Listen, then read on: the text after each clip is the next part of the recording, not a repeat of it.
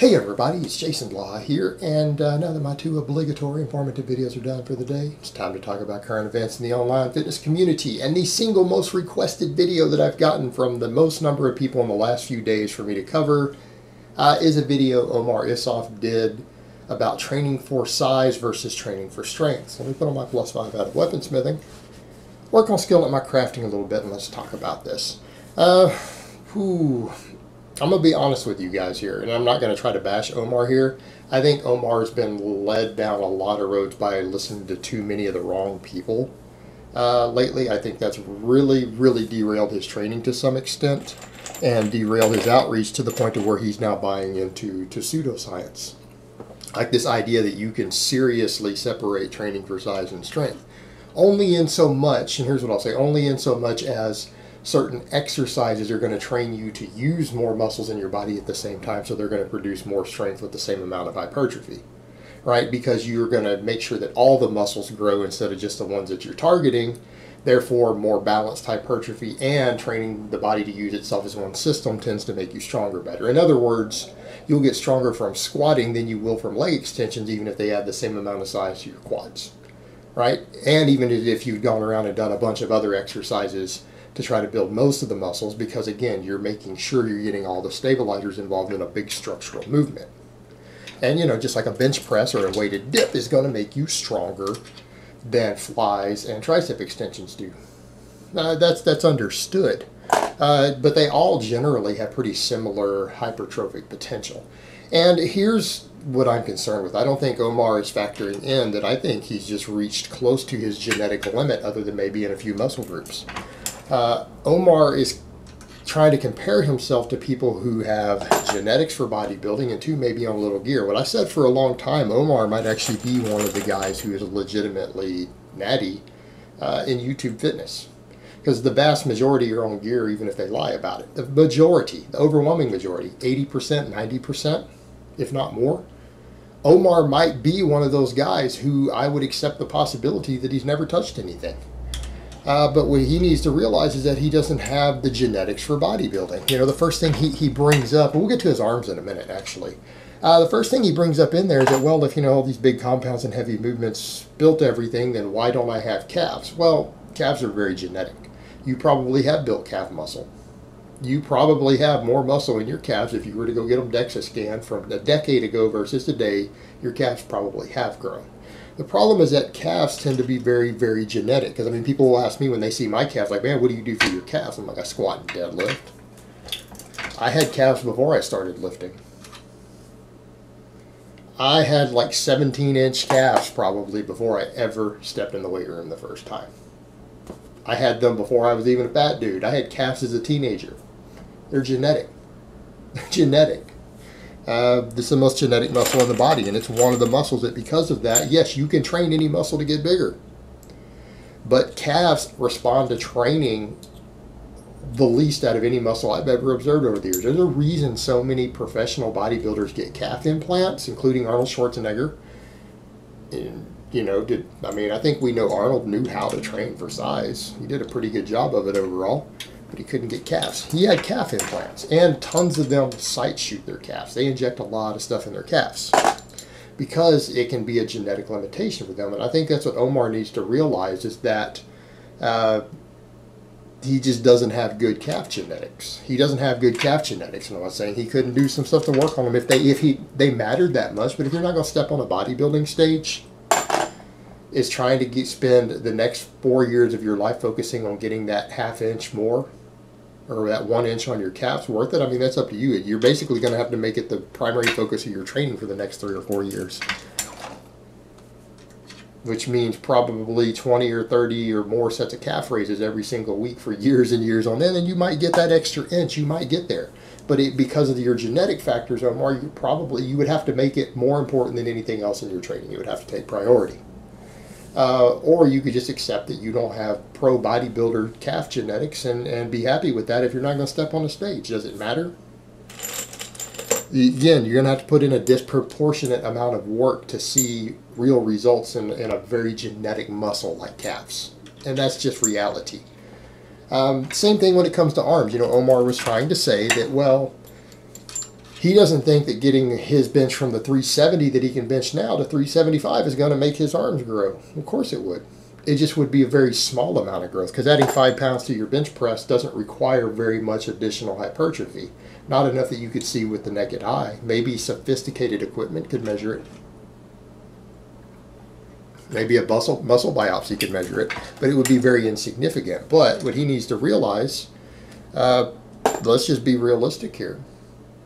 The way arms look has a strong genetic component. In other words, when you start looking at two different guys, this is the difference between people with genetics for the whole bodybuilding gig versus other people. A lot of us are not blessed with great arm genetics, and your arms are going to look smaller than they really are compared to someone else. In fact, when people get to lower body fat, structure, shape, the fullness of these muscles, because of how low down the insertions go and where their muscle bellies go and stuff, can give guys bigger, thicker arms. Like really low insertions on the tricep make your arms look really, really thick, even with the same amount of muscle. Even if the measurement's the same, a bigger bicep peak, which is a genetic thing, you can't really train for that, it's genetic, can again make the bicep look bigger flexed with the same amount of muscle. And what you ultimately find when someone has that right combination of genes, you can take two guys that have the exact same arm measurement. And bodybuilders noted this for years, guys. This isn't anything new. This isn't stuff that people only realized 10 years ago either. This goes way back. People figured this out in the 70s and 80s. You could take two different guys who are both lean, like 10% or lower body fat, with the exact same arm measurement. Two guys who both measure a 16-inch bicep. And you could stand them side by side and swear, looking at them, that one of them had another 2 inches or more of arm on the other one. Even when you tape them and they're the exact same size. Purely due to genetic structure and the muscle bellies and fullness. The way your arms look is very genetic. And you can't get around that. All you can do is gain muscle or lose fat to make a bit beyond what your genetics are. Or you can inject a bunch of stuff in them or get implants. I mean, that's what a lot of people do. But realistically, the way your arms look, there's a genetic component. There's a genetic component there. You have to work with what you've got. And realistically, I think the only thing Omar is going to get much bigger on his arms might be biceps. But you know what? When it comes down to rep ranges and exercise selection, you're talking pseudoscience when you start thinking that certain rep ranges produce more hypertrophy than others. All right, Omar has worked with a lot of people who have advanced degrees and experience in the field. He's worked with Greg Nuckols. He's done work with and talked to people like Brad Schoenfeld, Dr. Gaines. These people are all saying that at this point, the data is showing that all rep ranges have similar potential for hypertrophy. Some just allow different loading volumes and parameters and maybe different recovery models for it. But in other words, doing 3 rep sets versus 10 rep sets or 20 rep sets, it's not like the 10 rep sets have a magical ability to produce more hypertrophy than someone who does exclusively 3s. Right? Someone who does all 10 rep sets doesn't have the potential to gain more size. Now, the people doing 3s are going to have to do more volume. Not necessarily more volume, but more sets to get the same volume. They're going to have to, in some cases, the recovery curve is going to be different. Things are going to have to be programmed a little different. But it's if you've gotten really strong with a lot of volume on 3s, you're not going to just magically gain a bunch of muscle by doing higher reps. It just doesn't work that way. It'll help you. It can, because sometimes you get a novel training response. You program a little differently. There can be benefits, but it's not going to be this magical explosion because 10s suddenly have more hypertrophy potential than 3s. The data is showing that that's not the case, that all rep ranges have the potential for really, really good hypertrophy if programmed correctly. And I'm going to go out on a limb and say that if Omar has gotten to a 370 pause bench, especially weighing under 200 pounds as a 5'9" guy, his training programming has been real solid. And I'm going to say he's probably done a lot of volume of pressing. Yeah? I mean, you don't just develop as a 190-pound guy, you don't develop a 370 bench by training like a pussy. Realistically here, you just don't. You don't. And he's put in a lot of years of work. Now, I don't know what he's done as far as his biceps go. I don't know. But by that same token, if you did a lot of volume on pull-ups and chin-ups, your biceps might actually be pretty close to your genetic max. And adding in some extra curls may not make a significant difference. It might. It might. Or it might speed the process along at certain points in your training. But again, when we start, that's again, we're speculating. You start looking at the science, we don't have evidence that curls actually produce any more hypertrophy in the biceps than big compounds do. There's not one shred of evidence. In fact, plenty of it shows that they get similar results. In other words, guys who do a bunch of pull-ups and chin-ups and get real strong on them with a lot of volume, their biceps don't necessarily grow any slower than someone who does it with curls. So kind of the point we get back to, maybe Omar hasn't done enough volume maybe for his biceps, and they might be able to grow a little bit just by adding extra volume, but he doesn't have to get that volume by doing high rep curls. That doesn't mean that's the only way to do it. Now, is that one way to do it? Yes. So let's not be dogmatic here. And that's the point I want to get to with all of this. When we start looking at hypertrophy, it's not clear cut and dry and dogmatic. It's not. Certain types of strength training can produce the same hypertrophy as the best hypertrophy specific work can. It can and often does. In other words, hypertrophy is actually one of the easier things to train for because it seems to be a side effect and a byproduct of multiple training styles, of multiple rep ranges, of multiple exercise philosophies. It's simply a side effect of your total training volume. It really is. And so this idea that he has that maybe if he switches from some strength training that he's going to gain enormous amounts of muscle, I'm going to go out on a limb and say Omar is probably, for his frame, pretty close to his drug-free size potential. Maybe he's going to be able to add a little more muscle in some certain places, maybe his weak points. He might be able to squeeze out a little bit more. But he's not going to gain like 9 or 10 pounds of muscle without drugs from where he's at unless he just bulks up really, really, really fat. And then when he diets down, he's going to lose a lot of it. And I think where the mistake Omar's made is that too much talking with Eric defending the fake natties and trying to tell people, oh yeah, you can while lean have a 25 plus fat-free mass index, and Omar is looking at that and thinking, oh, well, so if I just do more hypertrophy work, I'm going to be able to get up to a 25 and a half fat-free mass index because Eric Helm says that there are natural guys who do it. Whereas in the reality is, I think Omar is near his genetic potential in terms of size. He probably is really, really close to his drug-free potential, possibly within a pound or two. And so what's really going to happen is that the only way Omar is going to improve the aesthetic he's talking about is to probably just diet down a little leaner. That might be all that he can really do. Throw on some fake tan and some oil. But in terms of overall development, I don't think he's going to be able to add very much muscle, and that's just being realistic. He doesn't have those elite bodybuilder genetics. He doesn't. So unless he's going to blast a bunch of drugs, and if he makes significant changes and all of a sudden we see this big transformation over the next year, that's going to be the sign that Omar went on gear.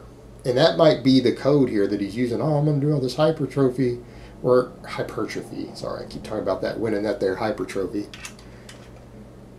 If he makes an enormous change and all of a sudden, loses 2% body fat while gaining 8 or 9 pounds of body weight, we're going to know that he went on some trend. I mean, that's basically what it means.